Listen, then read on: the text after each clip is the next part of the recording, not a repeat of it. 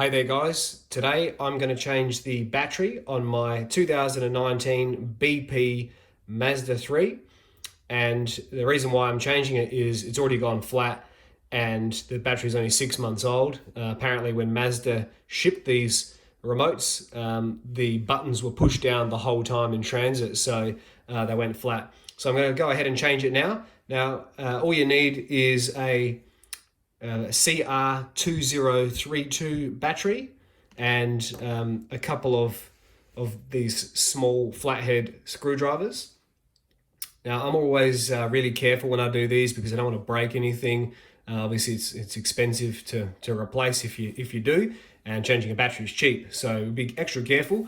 Now to open this, all I'm going to do is pull the little trigger here, and the top will open up like that.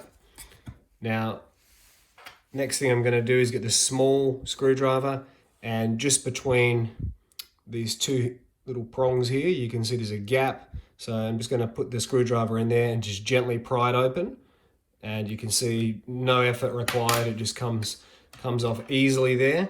And next step is we're going to flip it over and take off this other cap. Now this one here is a little bit more tricky. So you can see it's got this kind of little lip here, either side of these two holes, and just get the larger screwdriver here and I sort of put it under and just gently put it in there, and you can hear a little click. So just gently pry that, but not too hard. And the next thing I do is a little bit more careful here along the edge.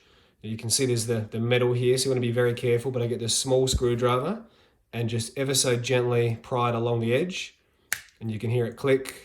And it'll probably click again in a second. There you go. And then that way I'm not forcing any of the plastics, I'm just being very gentle. And we're almost finished. So battery's under this little cap here. So get the larger one for this one and just pop it underneath where the arrow is. You can see there's an arrow there. So pop it under the arrow and then just pry it, and it comes straight off. Now this has got like a little O-ring on there, so you want to make sure you keep that clean. I don't think it's waterproof, but probably just keeps the battery, I suppose, safe if it does get a little bit of moisture in there. And next thing is just get the small screwdriver to pop the battery out, and it comes out really easily. You can just put it in there, and there you go. So battery comes out just like that, and you just pop it back in. Okay. So now we're just going to assemble it, and pretty much in reverse order. So we get the cap, and you just sort of start by putting it in the back section there, and then push it down. You use both thumbs, just push it down, you hear a click. So that's done. Then we've got the other cap, and you can see this little sort of male end here. So actually come from the other side and just sort of get it to click in there. It's got kind of teeth on it, and then it just feeds straight through that hole in the back, and you just push it down and again, and you can hear it all click. Make sure it's all in.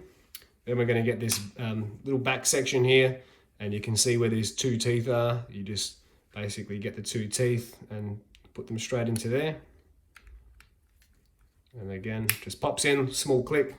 And then the last bit is putting the initial key back in. So just do that, and that's it. So there you go. A very easy, quick job, and good luck.